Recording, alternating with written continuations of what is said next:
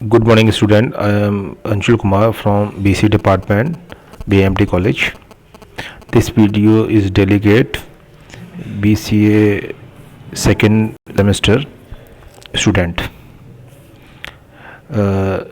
This video is related to a string. Now we start here. देखिए sir बच्चों, आप लोग कंप्यूटर स्क्रीन पर मैंने बना रहा हूँ, उसमें देखिए आपको जो चैप्टर का नेम दिख जाएगा स्ट्रिंग है, ठीक है। कल की वीडियो में मैं डाला था, उसमें बहुत कुछ दिक्कतें हो रही थी, मुझे लगा कि मुझे तब समझ में नहीं आ रहा था देखने में, तो मैंने सोचा कि इस बार जो है कुछ नया करके आपके सामने रखा जाए। देखिए कैसे हो रहा है ये। देखिए मैंने यहाँ पर बताया हुआ है, सबसे पहले तो डेफिनेशन है। डेफिनेशन से क्या है, डेफिनेशन लिखा गया है a character array is called string but string always contain a null character. ठीक है, इसका मीनिंग क्या हुआ कि नल कैरेक्टर क्या है, नल कैरेक्टर /0 अगर कोई हम लोग लिखते हैं तो इसे हम नल कैरेक्टर से जानते हैं। और हमारी जो स्ट्रिंग है वो 2 टाइप की होती है। फर्स्ट टाइप कहलाता है स्ट्रिंग कांस्टेंट और अनदर टाइप कहलाता है स्ट्रिंग वेरिएबल। तो यहाँ देखिए मैंने नीचे लिखा हुआ है स्ट्रिंग कांस्टेंट होता क्या है। कहा गया string constant is a sequence of character enclosed in a double quoted. It is also called string constant also, ठीक है। That is the name is here. अब हम लोग क्या करते हैं, देखिए ये डबल कोस्टेड में आपने कभी एंटर नंबर आपने देखा होगा ना, जो शुरू से हम प्रोग्रामिंग करते हैं तो प्रिंट एफ के अंदर हमें कुछ वैल्यूज़ लिखते थे, enter name, enter number, enter x /n के साथ में। वो डबल कोस्टेड में जो कुछ लिखते थे वो आज पता होना चाहिए, आज के लिए छोड़ा हुआ था, ये कहलाता है मेरा स्ट्रिंग कांस्टेंट कहलाता है, ठीक है। देखिए दूसरा एग्जांपल है अंशुल। देखिए यहाँ पर देखिए दूसरा एग्जांपल अंशुल दिया हुआ है और ये अंशुल एग्जांपल को मैंने यहाँ एक्सप्लेन किया हुआ है, ठीक है। देखिए ये एक प्रकार का एरे ही तो है, बट इसमें क्या है, हमारी जो वैल्यूज़ हैं वो कैरेक्टर टाइप की हैं। और एरे में हम लोग क्या यूज़ करते थे, हमेशा वो वैल्यू यूज़ करते थे जो कि इंटीजर टाइप की हो या फ्लोट टाइप की हो। लेकिन कैरेक्टर टाइप एरे अगर बन जाएगा तो ये स्ट्रिंग कहलाता है, ठीक है। जैसे कि str, यहाँ देखिए ये str लिखा हुआ है, ये str जो लिखा हुआ है नेम ऑफ स्ट्रिंग है। और देखिए ये सारे बॉक्सेस बन चुके हैं, ANSHUL इस बॉक्सेस के अंदर वैल्यू रखी हुई है। और लास्ट में देखिए यहाँ पर /0 रखा हुआ है। देखिए यहाँ पर /0 है। /0 का मीनिंग क्या हुआ, देखिए ये /0 है, इसका मीनिंग क्या हुआ, ये एक नल वैल्यू है, ठीक है। और सेम टू सेम देखिए जो फर्स्ट जो ए वाला जो बॉक्स बना हुआ, जो सेल बना हुआ, इसको हम लोग किस एडिस जानेंगे, str0 से। और दूसरा होगा str1, str2, str3, str4, str5 और लास्ट में क्या है str6 आपके सामने दिखाई दे रहा है। लेकिन str6 में /0 पड़ा हुआ है, इसका मतलब नल वैल्यू पड़ी हुई है, ठीक। ये जो है मेन पॉइंट है याद रखने का। अगर स्ट्रिंग के अंदर हम /0 नहीं लिखते हैं यानी कि नल वैल्यू नहीं डालते हैं तो वो एरे नहीं बनेगी या स्ट्रिंग एरे नहीं कहलाएगी, ठीक है। देखिए सेम टू सेम नीचे देखिए एक पुराना एग्जांपल है प्रिंट एफ और लिखा हुआ है एंटर नंबर लिखा हुआ है। इससे क्या देखिए याद करो, पुराना एंड ऑफ लाइन से करा हुआ है, तो ये जो नंबर है वो हमारा याद आ रहा है। ये जो पूरा एंटर नंबर पूरा जो स्ट्रिंग है, द कलेक्शन ऑफ कैरेक्टर्स है, ये एक स्ट्रिंग इसके अंदर रखी गई है। कैसी स्ट्रिंग है, मेरी कांस्टेंट टाइप की स्ट्रिंग है। देखिए आप रन कराते हैं, कभी चेंज होती थी, नहीं होती थी ना, सेम टू सेम हर प्रोग्राम में अगर हर बार चलाओगे तो सेम आती थी। ये कांस्टेंट है इसलिए चेंज नहीं होती थी, ठीक है ना। अब हम लोग नेक्स्ट पॉइंट पर आते हैं। अब बात आती है यहाँ पर हम लोग डिस्कस करेंगे वेरिएबल की। स्ट्रिंग वेरिएबल क्या होता है, जैसे कि हम लोग वेरिएबल पढ़ते आए ना, पुराने समय में पढ़ा था कि इंटीजर, अगर इंटीजर टाइप का अगर एरे बनाते हैं तो क्या करता था, वो हमेशा रन जब प्रोग्राम को रन कराते तब वो उसमें वैल्यू स्टोर होती थी ना। अब क्या करना है, देखिए इसी सेम टू सेम यही पॉइंट यहाँ रखा गया है। क्या स्ट्रिंग को नेम आपने कोई स्टोर किया, कोई वैल्यू स्टोर की स्ट्रिंग टाइप की, क्या वो रन टाइम प्रोग्राम में जा सकती है? यस जा सकती है। कैसे जाएगी, देखिए इधर देखिए पढ़िए, इसको क्या है लिखा हुआ है, to create variable we need to declare a character array with sufficient size to hold all character of string including null.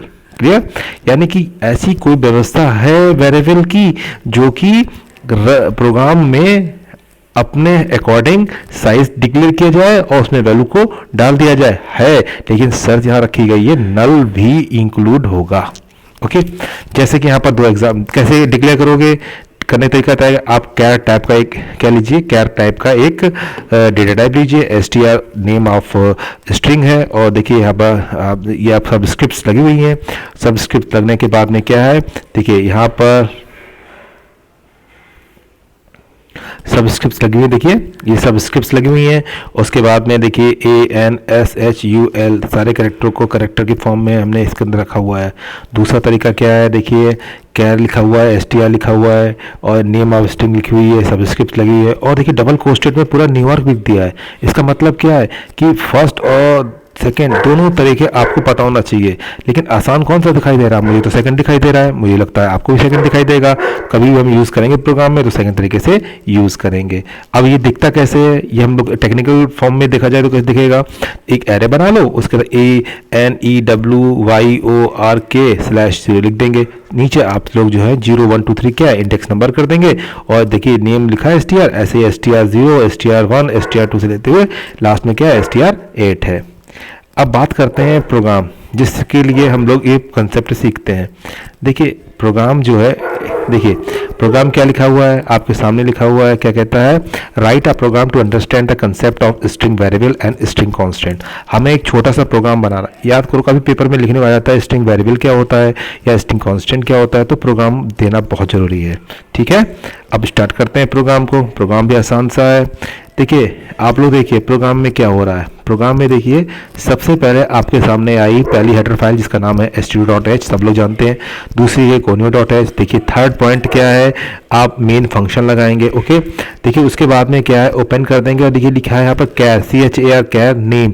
Name क्या है, अब यहाँ पर नेम जो है वो नेम ऑफ स्ट्रिंग है, और देखिए सबस्क्रिप्ट के अंदर 20 मैंने उसके अंदर साइज दिया हुआ है, यानी कि मेरे बॉक्सेस, नंबर ऑफ बॉक्सेस कितने बन जाएंगे, 20 बन जाएंगे।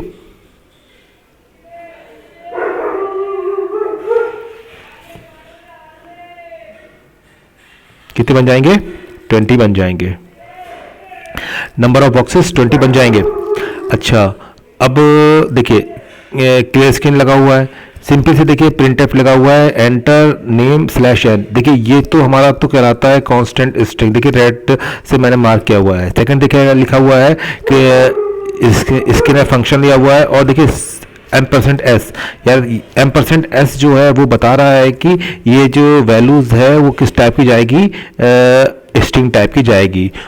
ठीक है, लेकिन याद रखना यहाँ एक चीज़ आपके सामने दिखाई दे रही है, सर आपने स्कैनफ की तरफ स्कैनफ फंक्शन में आपने एड्रेस ऑपरेटर नहीं लगाया। लेकिन ध्यान रखना स्ट्रिंग वाले केसेस में कभी भी हम लोग एड्रेस ऑपरेटर नहीं लगाते हैं स्कैन कराते समय, और सिंपल से उसको प्रिंट करा लिया है। आप समझ गए होंगे। जब इसका आंसर क्या आएगा, जब स्कैनफ करोगे आपने अंशुल पास कर दिया, अंशुल ऊपर जाएगा, अंशुल ऊपर गया, और देखिए ये ऊपर बॉक्सेस बन जाएंगे। कितने बॉक्सेस होंगे, 0 से लेकर 19, यानी कि 19। टोटल कितने हो गए, 20, और हमें यूज़ कितने हो गए, 6 यूज़ किए हुए, जिसमें ANSH देखिए लिखा हुआ है आपके सामने, L लिखा हुआ है, और इतनी वैल्यूज हमने इसके अंदर यूज़ की हुई है, और लास्ट में क्या है 0 यूज़ हुआ है। ठीक है, अब इसका प्रिंट आउट क्या निकलेगा, अंशुल प्रिंट आउट आ जाएगा। नेक्स्ट देखिए स्ट्रिंग चैप्टर में दो फंक्शन और बहुत इंपॉर्टेंट हैं जिसको बोलते हैं, हमारे सामने है। देखिए हमारे सामने दो फंक्शन है। पहला फंक्शन है आपका गेट एंड पुट फंक्शन। दो फंक्शन है। गेट फंक्शन कौन सा कराता है, देखिए डेफिनेशन देखिए थोड़ा सा क्या कह रहा है। Get function is used as a same constant function, as a same constant, वो स्कैनफ फंक्शन की तरह यूज होता है। ठीक है, it use enter data in a program, जैसे कि एंटर डेटा, अपने डेटा को एंटर कराने के लिए इसको हम यूज़ करते हैं। सिंपल सी बात याद रखो, गेट एस फंक्शन का यूज़ उसी प्रकार से हम लोग करेंगे जैसे हम स्कैनफ फंक्शन का यूज़ करते हुए आए हैं। पुट एस फंक्शन क्या होता है, it is use as a same printf as a output function. जैसे कि हम लोग printf फंक्शन का यूज़ करते थे आउटपुट के लिए, उसी प्रकार से हम लोग क्या कर रहे हैं यहाँ पर पुट एस फंक्शन का यूज़ भी कर सकते हैं। इस कंसेप्ट को समझने के लिए मैंने एक छोटा सा प्रोग्राम बनाया हुआ है, आप लोग देखिए। Write a program to understand the work of gets and put function. Simple C example same है पुराना वाला। देखिए देखिए, ये वर्क कब करेंगे, जब हमारे पास एक हेडर फाइल इंक्लूड करनी पड़ी जिसका नाम है, आप देखेंगे string.h, स्ट्रिंग एच नाम की हेडर फाइल आप लोग इंक्लूड करेंगे तभी ये फंक्शन अच्छी तरह से वर्क करता है, वरना वर्क नहीं करेगा। फिर आप देखिए दूसरी हेडर फाइल conio.h लगा सकते हैं। और एक हेडर फाइल इसमें रह गई है, वो बताओ कौन सी रह गई है, हमने छोड़ रखी थी, सोचा था कि आपको पता है नहीं पता है, याद रखना उसका हेडर फाइल क्या नाम था, #include stdio.h, कहीं भी लगा सकते हैं दोनों को, ठीक है। वाइड मेन का यूज करते हैं। और नीचे कैर लिखा, यहाँ पर देखिए मैंने नेम ऑफ स्ट्रिंग चेंज कर दिया, यहाँ पर स्ट्रिंग क्या रख दिया एक्स, एक्स क्या है, नेम ऑफ स्ट्रिंग है, साइज कितना है 10 है, यानी कि बॉक्सेस इतना ये कोड चलेगा तो ऊपर बॉक्स बन जाएंगे, कितने बन जाएंगे 0 से 9, टोटल कितने हो गए 10, ठीक है। क्लियर स्क्रीन फंक्शन लगा दिया, एक प्रिंटफ लगाया हुआ है, प्रिंटफ लगा एंटर नंबर्स लिखा हुआ है एज अ कांस्टेंट स्ट्रिंग है, ओके। देखिए गेट एस फंक्शन चला, अरे ये तो बहुत अच्छा हुआ, ये फंक्शन कितना अच्छा है, इसमें तो हमें ना %s लगाना है, कुछ लगाना है, सीधे नेम ऑफ स्ट्रिंग डालो और काम तमाम कर लो। और यानी कि फंक्शन चलेगा, अंशुल को उठाएगा और सीधा अपने ऊपर डायग्राम जैसे बना हुआ उसमें सेट कर देगा और पुट एस से उसका आंसर हम देख सकते हैं। केवल नेम डालने हैं, %s का इस फंक्शन में कोई भी काम नहीं है। Clear, okay.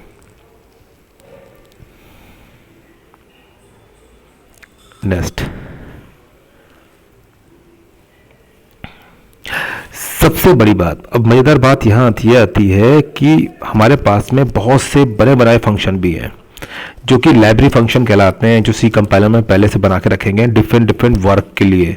वो वर्क कौन कौन से हैं वो बताए गए इधर। कैसे लिखा है कि देयर आर, आप इसकी डेफिनेशन थोड़ा सा ध्यान से पढ़ेंगे कि there are many string library function used in C programming which explain as following. हम बहुत सारे फंक्शन जो बने हुए हैं उनका यूज़ करते हैं जो कि हमने एक्सप्लेन करें। सबसे पहले आता है strlen फंक्शन। इसका नाम क्या है, वैसे तो नाम strlen है, लेकिन इसको जो हम टेक्निकल भाषा में इतने ये लिखते हैं, लेकिन लोकल लैंग्वेज में हम याद रख सकते हैं, ये फंक्शन जो है लेंथ निकालने के लिए काम में आता है। This function is use to compute the length of string. यदि अंशुल में कितने वर्ड हैं, ANSHUL कितने हैं, 5 या 6, जो कुछ है वो प्रिंट हो जाएगा, ओके। जैसे कि इस प्रोग्राम में 6 है तो 6 में प्रिंट हो जाएगा लेंथ, ओके। देखिए कैसे होगा, इसको समझने के लिए छोटा सा प्रोग्राम ध्यान रखना है। क्या है, सबसे पहले हेडर फाइल लगाएंगे स्ट्रिंग वाली, कोनियो वाली, std.h, यानी तीनों में से कोई भी ऊपर नीचे कर सकते हैं। मेन लगा लिया, एक स्ट्रिंग कैर लिखा और str लिखा, स्ट्रिंग का नेम लिखा और हमने साइज 10 मार दिया। 10 का मतलब ये हुआ कि इसके अंदर हम 9 कैरेक्टर तक के नेम को स्टोर कर सकते हैं। अब 20 कर दीजिए तो और बढ़िया बात है। कुछ नेम बड़े होते हैं, कुछ नेम छोटे होते हैं, वो आपके साइज पर डिपेंड करेंगे। मैं आपको सलाह देता हूँ कि आप 20 रखिए, कोई दिक्कत नहीं होगी। 20 वर्ड्स का कोई भी इंडिया, नॉर्थ इंडिया में ऐसा कोई इतना बड़ा नाम नहीं है, ओके। देखिए इंट एल का मतलब क्या है, एक इंटीजर टाइप का एल बना होगा।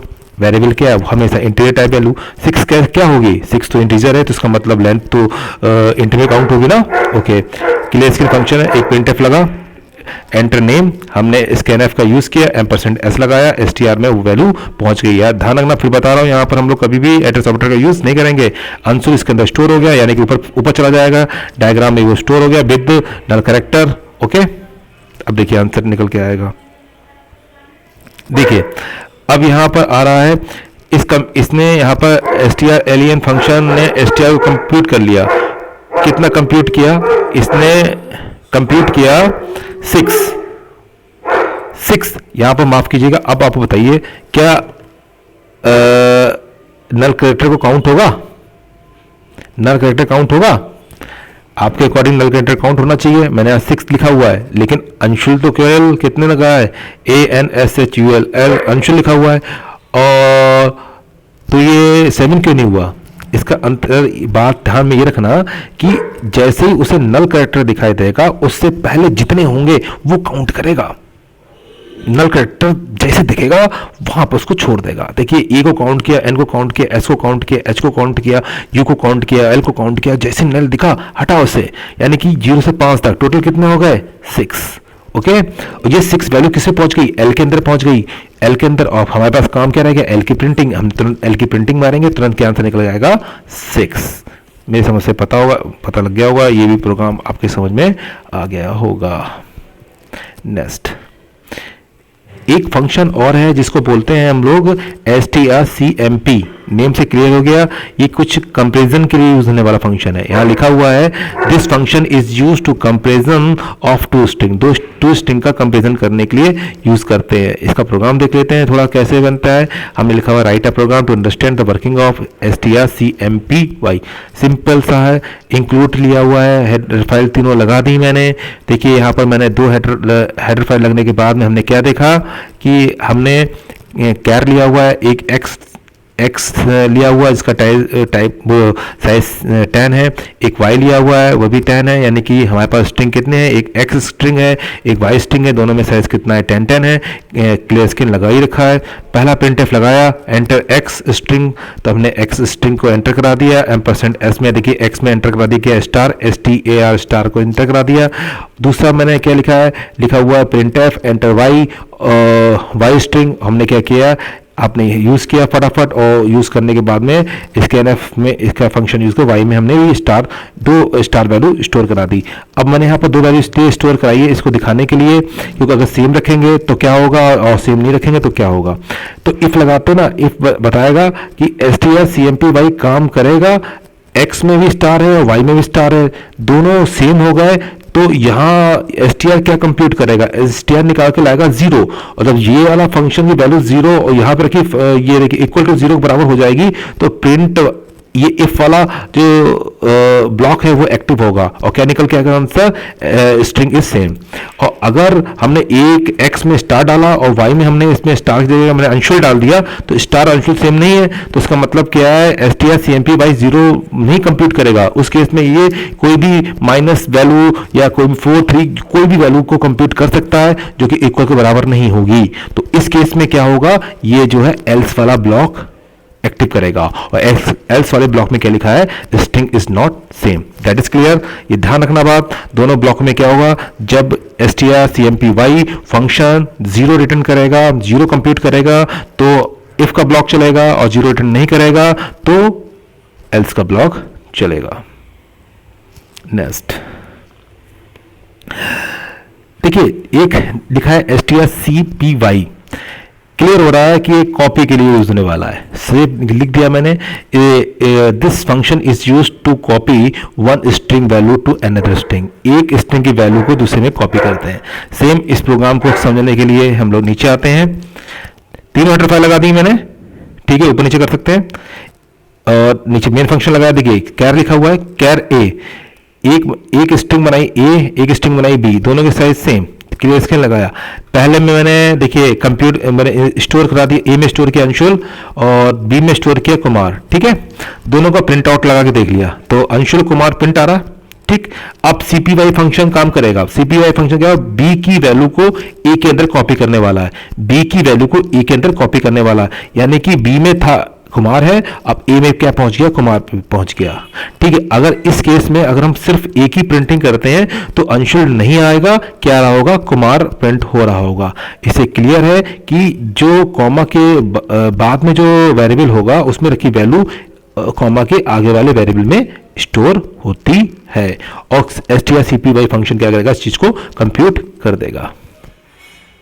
नेक्स्ट लास्ट फंक्शन है वो है strcat फंक्शन क्या काम करता है, this function is use to concatenation of two string. इसका मतलब होता है जोड़ना, ठीक है। अब इस प्रोग्राम को थोड़ा ध्यान से देख लेते हैं। तीनों हेडर फाइल लग गई, एक फंक्शन x है, एक स्ट्रिंग x है, एक स्ट्रिंग y है, ठीक है। दोनों के साइज 20 दिए हुए इस बार मैंने, ठीक है। आपको क्लियर स्क्रीन लगाया हुआ है। पहले में आपने अंशुल स्टोर कर दिया, दूसरे देखिए y के अंदर आपने कुमार स्टोर कर दिया। strcat फंक्शन क्या करेगा, x और y को क्या करेगा, कंप्यूट कर देगा, x और y को कंप्यूट कर देगा, क्या करेगा, जोड़ देगा।